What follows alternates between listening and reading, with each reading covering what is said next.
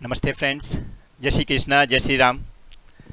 This is CA Dr. Manoj Kumar Gupta, your friend, your wish wisher and always helping hand to get your degree, that is CA. Friends, today tip number 15, that is how to attain 100% and 100 marks in exam. I repeat, how to attain 100 marks in exam. Friends, ये बहुत ही common problem है बच्चों की कि exam hall में paper 100% पूरा नहीं हो पाता है, स्पेशली एफआर या आप बोलो जो लेंदी पेपर होता है, प्रैक्टिकल पेपर होता है और पहला पेपर होता है एफआर। तो इंटर वाले बच्चों के लिए अकाउंट्स पहला पेपर होता है। तो अकाउंट्स या एफआर जो पहला पेपर है वो भी बच्चा 100 मार्क्स का अटेम्प्ट करके नहीं आ पाता है। कई बच्चे ऐसे होते हैं बेचारे जो बोलते हैं कि सर 70 मार्क्स 80 मार्क्स का अटेम्प्ट हो पाया। तो इसका मतलब क्या हुआ कि जो कंपटीशन है वो अनफेयर बन गया इनके लिए। तो क्योंकि बाकी के बच्चे जो 100 मार्क्स का अटेम्प्ट करके आ रहे हैं उनको 100 में से पूरे मार्क्स या जितने भी मार्क्स मिलने चाहिए 100 में से मिलने चाहिए। लेकिन आप लोग अगर 80 मार्क्स का अटेम्प्ट करके आए, 70 मार्क्स का अटेम्प्ट करके आए तो आपको 70 में से जितना मिलना चाहिए उतना मिलेगा। तो एक को 100 में से मिले, एक को 70 में से, जबकि दोनों को आउट ऑफ 100 ही माना जाएगा। किसी के लिए नहीं बोला जाएगा आउट ऑफ 70 मिला है इतना तो परसेंट बढ़ जाएगी, नहीं, दोनों को ही आउट ऑफ 100 माना जाएगा। तो फ्रेंड्स, आज मनोज के एफआर का टिप है how to attempt 100 marks in exam. Friends, ये भी एक बहुत बड़ी कला है, क्योंकि क्या है, मैं हमेशा बच्चों को बोलता हूं कि आप कितना भी स्टडी कर लो, लेकिन अब आप एग्जाम की जो एक्चुअली पैटर्न है या आईसीआई का जो ऑब्जेक्टिव है वो सिस्टम अगर फॉलो नहीं करोगे तो एग्जाम हॉल के अंदर आपके इनडायरेक्टली 5 से 10 मार्क्स ऐसे ही कट जाएंगे। और अगर वो सिस्टम जो आईसीआई को चाहिए आपने फॉलो किया तो इनडायरेक्टली आपके 5 से 10 मार्क्स एक्स्ट्रा आ जाएंगे। तो मनोज के एफआर हर छोटी से छोटी बात पे फ्रेंड्स ध्यान रखता है और आपको बताना चाहता है कि कैसे 100 मार्क्स अटेम्प्ट किए जाएं। एग्जाम हॉल में हमको 101% कॉन्फिडेंस है कि 100 के 100 मार्क्स हम अटेम्प्ट करके तो आने वाले हैं। और अगर मनोज के एफआर सिस्टम फॉलो करके गए हो तो एटलीस्ट 80+ भी आने वाले हैं, बराबर। तो फ्रेंड्स, कैसे करना है 100 मार्क्स अटेम्प्ट कैसे कर पाए? तो पहले मैं आपको बताता हूं क्या प्रॉब्लम आती है। आप नोटिस करना आपको ये प्रॉब्लम आई है क्या, फिर बताऊंगा उनकी प्रॉब्लम का सॉल्यूशन क्या है जिससे हमारा पेपर 100 मार्क्स का अटेम्प्ट हो जाए। ठीक है, प्रॉब्लम क्या आती है? सबसे बड़ी प्रॉब्लम आती है बच्चों को जब एग्जाम हॉल में वो जाता है तो 15 मिनट रीडिंग टाइम मिलता है ना, वो 15 मिनट रीडिंग टाइम में वो अपने आप को पूरा कंफ्यूज कर लेता है। और जैसे ही उसको आंसर मिलती है वो ये सोचता है कि मैं ये करूं कि मैं ये करूं कि मैं ये करूं, क्योंकि वो डिसाइड करता है 15 मिनट में कौन सा करूं। वो डिसीजन के चक्कर में उसका पूरा का पूरा अंदर जो सॉफ्टवेयर चल रहा होता है, क्योंकि ये भी हमारा एक सुपर कंप्यूटर होता है, उसमें हमने ये प्रॉब्लम रीड किया तो उसका थोड़ा सा क्वेश्चन माइंड में आना चालू हो गया, फिर दूसरा प्रॉब्लम रीड किया तो उसका भी कुछ सॉल्यूशन माइंड में आना चालू हो गया, तीसरा किया तो उसका भी कुछ क्लू आना चालू हो गया।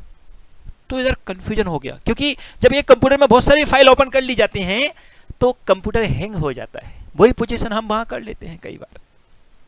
तो फ्रेंड्स, आपको कौन सा क्वेश्चन अटेम्प्ट करना है इसकी वहां पे कोई ऐसी चॉइस नहीं है तुम्हारे पास कि वो आउट ऑफ 5-6 क्वेश्चन खाली आपको एक या दो करना है, यार एक ही छोड़ना है, खाली बाकी का सब अटेम्प्ट करना है। तो आप ट्राई करो फ्रेंड्स कि 15 मिनट के टाइम में जो आप पूरा पेपर रीड करते हो उसके बजाय खाली 2 क्वेश्चन, मैक्सिमम 2 क्वेश्चन रीड करो और डिसाइड कर लो दोनों में से कौन सा करना है। तो क्या इधर कंप्यूटर में थोड़ा कम लोड जाएगा, तो फिर आउटपुट अच्छा आएगा। तो आप जैसे ही आंसर शीट मिलेगी आपका डिसीजन क्लियर होगा। तो जो आंसर शीट मिलने के बाद में डिसीजन लेना पड़ता है वो डिसीजन आपको नहीं लेना पड़ेगा कौन सा करना है, क्योंकि 2 ही आपके पास ऑप्शन है, या तो ये या ये। हमको बहुत सारे ऑप्शन नहीं लेने हैं, क्योंकि एग्जाम में ऑप्शन क्या है, क्या सारा पेपर छोड़ के आना है क्या? यार हमको एक क्वेश्चन छोड़ना है मैक्सिमम और बाकी के तो करने ही है। तो क्यों ना ऐसा किया जाए कि 2 में से एक ऑप्शन सिलेक्ट कर लेते हैं। कई लोगों का मानना होता है कि सबसे अच्छा आता होगा उसको ही करेंगे। अरे कौन सा बेकार आता है तुमको, अच्छा नहीं आता तो अभी अप्लाई करो ना माइंड को, उसको ठीक करो जिससे आप अच्छा अभी से बन के जाओ ना यार। Are you understood? So question आता है हम लोगों को जो 15 मिनट का टाइम है उसमें नक्की कर लेना है 2 क्वेश्चन में से कौन सा करना है, क्योंकि एक ही ऑप्शन है छोड़ने का। वो ऑप्शन हम छोड़ भी सकते हैं, आगे अगर कोई और डिफिकल्ट आ गया तो हम उसको कर देंगे, उस डिफिकल्ट को छोड़ देंगे, लेकिन दोनों में से एक करना है, वो 15 मिनट में नक्की करना ही है। Okay very good. ये प्रॉब्लम हुआ और सॉल्यूशन भी बता दी मैंने दोनों। मैंने आपको 15 मिनट में पूरा रीड नहीं करने का ट्राई करना है, 2 ही क्वेश्चन रीड करने का ट्राई करना है। मैं स्पेशली अकाउंट्स और एफआर की बात कर रहा हूं, ठीक है। नाउ फ्रेंड्स, जैसे ही बच्चे को आंसर शीट मिलती है वो चालू करने की सोचता है। प्रॉब्लम आता है, मेरे को अभी कुछ बच्चों के मैसेज आए कि सर हम स्टार्ट कहां से करें, वो ही नहीं पता चल पाता है एग्जाम हॉल में, कहां से पेपर को चालू करें, कहां से क्वेश्चन को स्टार्ट करें। आता है, माइंड में है, लेकिन कहां से स्टार्ट करें। तो फ्रेंड्स, ये प्रॉब्लम कोई एग्जाम हॉल में जाके सोचता है क्या यार? वो तो आपको जब आप स्टडी कर रहे हो उस दिन से ही नक्की कर लेना है कि how to start the problem. उसके लिए तो मनोज कैफ हमेशा बोलता है, बेटा make the fix step, go step by step. Exam hall में क्वेश्चन आ जाए तो सोचने की जरूरत नहीं पड़ेगी कसम कहां से चालू करना है। You can start directly with step number 1। यही तो प्लानिंग होती है फ्रेंड्स, और यही मनोज का एफआर हमेशा बोलता है कि बेटा अप्लाई करो, फिक्स मेथड अप्लाई करो, फिक्स स्टेप अप्लाई करो। एग्जाम हॉल में वहां हम स्टेप बनाने बैठेंगे नहीं चलेगा, यहां पे ये सिस्टम से बना के जाओ। तो प्रॉब्लम स्टार्ट कहां से करना है, अगर उसमें आपने 1 मिनट भी बिताया तो आप समझ लेना कि 1 मिनट आपका एग्जाम हॉल में कम पड़ने वाला है। इसके लिए अभी से स्टडी ऐसे करो कि हर एक क्वेश्चन का, हर एक चैप्टर का आपको एडवांस में पता है कि इसकी 80% तो कॉमन है, इसको स्टार्ट स्टेप 1 के साथ करना है। ये हमने हर चैप्टर में नक्की करके रखना है। ओके, सो दूसरा प्रॉब्लम क्या आया, स्टार्ट कहां से करना है। उसके लिए हमको अभी से स्टडी ऐसी करनी है कि हमको ये पता रहे कि स्टेप 1 के साथ चालू करना है, और स्टेप 1 कैसे बनानी है वो हर एक क्वेश्चन में हम अभी तक करते आ रहे हैं, चाहे वो कोई भी चैप्टर हो, चाहे सीए इंटर का आप अकाउंटिंग फ्रॉम इनकम्प्लीट रिकॉर्ड ले लो, इंटर आईपीसीसी, या फिर आप सीए फाइनल का कंसोलिडेटेड फाइनेंशियल स्टेटमेंट ले लो। सबके अंदर हमारी फिक्स स्टेप है। इवन सीए इंटर के अंदर भी कंसोलिडेशन फाइनेंशियल स्टेटमेंट, उसके अंदर ही मैंने बच्चों को हलवे जैसे करवाया है, याद है ना। और आपको मैंने मेरे चैनल पे ऑलरेडी डाल के रखा हुआ है, अगर आपने अभी तक नहीं पढ़ा है तो एक बार वो चैनल पे जाकर देख लीजिए, कंसोलिडेशन फाइनेंशियल स्टेटमेंट। उसके अंदर फिक्स 3 स्टेप में आपको सम सॉल्व करना चाहिए, कैसा भी सम आ जाए, सीए फाइनल का हो या सीए इंटर का हो। ओके, सो दूसरी प्रॉब्लम एंड उसका सॉल्यूशन। नाउ फ्रेंड्स, आती है लास्ट प्रॉब्लम, वो है कि बच्चा एग्जाम में छोटी छोटी मिस्टेक कर देता है, और एक बार गलती हो गई उसको रेक्टिफाई करने में उसको पता भी नहीं चलता कितना टाइम निकल जाता है, पूरा पसीना निकल जाता है और क्वेश्चन पूरा नहीं हो पाते। तो वो छोटी छोटी मिस्टेक को कैसे रोकना है, क्योंकि देखो फ्रेंड्स, मैं स्ट्रेट फॉरवर्ड बात कर रहा हूं, और आप समझ लीजिए कि जो एग्जाम दे चुके हैं, अगर उनको कहीं ना कहीं ये बात कोई डिफिकल्टी ना आई हो तो गारंटी है फ्रेंड्स, आप मेरे को कमेंट बॉक्स में बता सकते हो कि आपको ये चीज डिफिकल्टी आई थी कि नहीं आई थी। यही वजह होती है जिनकी वजह से हमारा पेपर अटेम्प्ट पूरा नहीं हो पाता है। तो छोटी छोटी मिस्टेक को कैसे रोकना है फ्रेंड्स, ये जो मिस्टेक्स है ना वो होती क्यों है, पहले तो ये सोचो। क्या आप जब घर पे करते थे जब भी मिस्टेक होती थी? क्या आपने घर पे प्रैक्टिस की है? मैं बोलता हूं हर एक क्वेश्चन को हाथ से लगाना है, 80% कॉमन करके लगाना है, जिससे ऐसा लगे कि हर क्वेश्चन 80% तो रिपीट ही हो रहा है। तो एक क्वेश्चन को जब तुम 50 बार कर लोगे, 100 बार कर लोगे, उसके बाद एग्जाम हॉल में आएगा तो कॉन्फिडेंस एकदम बूस्ट होगा। तो जो माइनर मिस्टेक आप बोलने की कोशिश कर रहे हो, वो आप जब 50 बार कर रहे थे अगर मिस्टेक नहीं हो रही है तो एग्जाम हॉल में मिस्टेक होने का क्वेश्चन ही नहीं आएगा। लेकिन फिर भी सपोज हो जाए तो उसके 2 रीजन है। सबसे पहला, हम हड़बड़ा गए, अरे यार पता नहीं क्या होगा, भगवान बचा लेना इस बार तो बस। दूसरा, हमको रियल में नहीं आता है। अब वो हड़बड़ा गए हैं, उसका सॉल्यूशन क्या है पहले वो बताता हूं, फिर रियल में नहीं आता है उसके लिए क्या करना है, क्योंकि उसके लिए तो पढ़ाई करनी पड़ेगी ना, वहां पे भी मैं आता हूं। पहले हड़बड़ा गए उसको कैसे रोका जाए। हड़बड़ाने का सबसे बड़ा जो पार्ट होता है या जो सबसे बड़ा रीजन होता है वो होता है जब हम एग्जाम में हॉल में जाते हैं, जब 15 मिनट में अपन जब अपना माइंड को क्लियर करते हैं, जब फर्स्ट क्वेश्चन सॉल्व करना चालू करते हैं ना, वहां से हमारा कॉन्फिडेंस बूस्ट या कॉन्फिडेंस डाउन होना चालू होता है। तो फ्रेंड्स, जो मैंने फर्स्ट 2 पार्ट बताया आपको कि 2 क्वेश्चन ही खाली देखने हैं और उसके बाद में स्टेप 1 के साथ फिक्स चालू कर देना है। जब तुम ऐसा सिस्टम फॉलो करोगे तो तुम्हारा जो हड़बड़ाने वाला पार्ट है वो वैसे ही खत्म हो जाएगा, क्योंकि कॉन्फिडेंस बूस्ट होने वाला है। आपको पता है स्टेप 1 के साथ चालू करना है, मतलब मेरे को दिमाग लगाने की जरूरत ही नहीं है। फिर 15 मिनट में आपने 2 ही क्वेश्चन रीड किए हैं, जिससे ये करना है कि ये करना है, बस नक्की कर लिया, क्योंकि हमारे पास एक ही ऑप्शन था और हमने हमारे माइंड में 2 ही फाइल ओपन की हैं, जिससे कंप्यूटर हैंग भी नहीं हो रहा है। एक सुपर कंप्यूटर है वो हैंग भी नहीं हो रहा है। ओके, तो फ्रेंड्स, आपका जो हड़बड़ाने वाला पार्ट है वो होगा ही नहीं अगर आप जो फर्स्ट 2 पार्ट मैंने बताए हैं उनको फॉलो करोगे।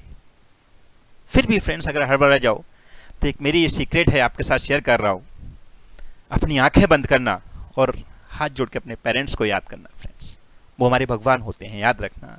और उनको याद करके बोलना, उनके आशीर्वाद लेना, आंखें बंद कर उनके पास चले जाना। आपको अपने आप फ्रेंड्स एक ऐसी शक्ति मिलेगी, आप बोलोगे सर अब तो कुछ भी आ जाए, कैसा भी क्वेश्चन आ जाए, नहीं आता होगा तो भी हमको आ जाएगा। वो एक अलग विल पावर है। उसके लिए अपने पेरेंट्स की रिस्पेक्ट करना सीखना। अगर आप नहीं करते तो आज से ही चालू कर दो फ्रेंड्स, सुबह उठते ही सबसे पहले उनके हाथ जोड़िए, उनके पैर छुइए। उनसे बड़ा भगवान कोई नहीं होता है फ्रेंड्स, स्पेशली पेरेंट्स, क्योंकि पेरेंट्स बनने के बाद आपको रियलाइज होगा कि पेरेंट्स बनते कैसे, कितना उनके लिए, अपन बच्चों के लिए अपना समर्पण देते हैं। आप ऑटोमेटिक खुद भी भगवान बन जाओगे। जब आप पेरेंट्स बन जाओगे तो आप समझ लेना आप भी खुद भगवान बन गए। तो फ्रेंड्स ये हल बनाने का एकदम एक्स्ट्राऑर्डिनरी पार्ट आ जाए तो उसका सॉल्यूशन बता दिया। अब आते हैं नहीं आता है तो क्या करना है। फ्रेंड्स नहीं आता है तो ये छोटी छोटी मिस्टेक नहीं होती है, फिर बड़ी मिस्टेक भी होना चालू हो जाती है, क्योंकि आता ही नहीं है तो क्या करें। ऐसे केस में फ्रेंड्स मैं आपको स्टार्टिंग से बोलता आ रहा हूं कि आप जब स्टडी कर रहे हो उस टाइम ही आप नक्की करके चलो कि मेरे को कैसे करना है। इसलिए मनोज का एफआर स्टार्टिंग में करने में थोड़ी तकलीफ होती है, नोट्स बनाने पड़ते हैं। सॉरी, पहला क्वेश्चन सॉल्व करने के लिए 2-2, 3-3 घंटे आपको मैं पूरा 80% एक्सप्लेनेशन देता हूं, 80% पार्ट का नोट्स बनवाता हूं। बहुत मेहनत करवाते हैं, लेकिन वहां पे पेशेंस रखा हो ना तो आगे की चीजें फिर हलवा जैसी होती जाती है, एकदम इजी होती जाती है। इसके लिए मैं आपको बोलना चाह रहा हूं कि उसका सॉल्यूशन यही है कि आप जब स्टडी कर रहे हो आप वो कॉमन पार्ट 80% कॉमन पार्ट रख के स्टडी करो, फिक्स स्टेप से स्टडी करो, जिससे तुम्हारा ऐसा क्वेश्चन होगा ही नहीं कि आपको ना है। और उसकी तैयारी आज से ही करनी है। इसलिए मैं बोलता हूं जो हो चुका है उसको जाने दो, आज से चालू करो यार। जिस दिन तुम सोच लो उस दिन से चालू करो, जब जागो जब सवेरा। ओके फ्रेंड्स, अगर ये तीनों चीज आपने अप्लाई की, मैं एक बार रिपीट कर देता हूं तीनों चीजों में। फर्स्ट 15 मिनट में खाली 2 ही क्वेश्चन रीड करना है, उनमें से नक्की करना है कौन सा करना है। सेकेंड, फिक्स स्टेप बनानी है जिससे एग्जाम हॉल में स्टार्ट कहां से करना है उसमें 1 मिनट भी ना सोचना पड़े, direct start with step number 1। Third, minor mistake को रोकना है जिससे कोई ऐसी मिस्टेक ही नहीं होगी तो एक्स्ट्रा टाइम जाएगा ही नहीं, तो अपने आप तुम्हारा विथिन 3 आवर्स और 15 मिनट भी ले लो, वो भी रीडिंग टाइम हमारा एक यूजुअल टाइम बना दो, उसके अंदर हमारा ऑटोमेटिक पेपर 100 मार्क्स का पूरा होने वाला है। तो फ्रेंड्स, जिन बच्चों का 70-80 मार्क्स का पेपर होता था और फिर वो 40-50 मार्क्स ले आते थे, आप समझिए अगर आप 100 मार्क्स का टाइम करके आओगे तो आपका एग्जामिनेशन तो वैसे ही आ गया यार, जो कर रहे थे उसी के सहारे आ गया। तो फ्रेंड्स क्यों ना एग्जामिनेशन लाया जाए। एंड फ्रेंड्स मैं वापस आपको बोल देता हूं, मनोज के एफआर का एक ही ऑब्जेक्टिव है, 80+ in accounts, 80+ in FR, by hook और by crook, and you can deserve, you can do it. आप इसको डिजर्व भी करते हो, आप इतने कैपेबल हो जब भी आपने सीए ज्वाइन किया है। Friends please take the advantage, and अगर नहीं समझा है तो एक बार फिर से सुन लीजिए।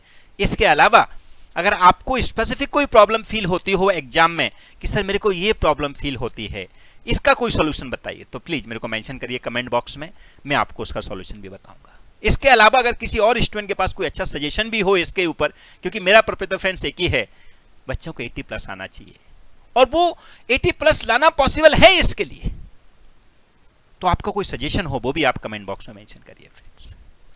एंड फ्रेंड्स ये सब आपके लिए ही कर रहे हैं, आपको अच्छा लगे तो प्लीज एक लाइक जरूर करना, और अगर अभी तक चैनल सब्सक्राइब नहीं किया है तो प्लीज सब्सक्राइब द चैनल।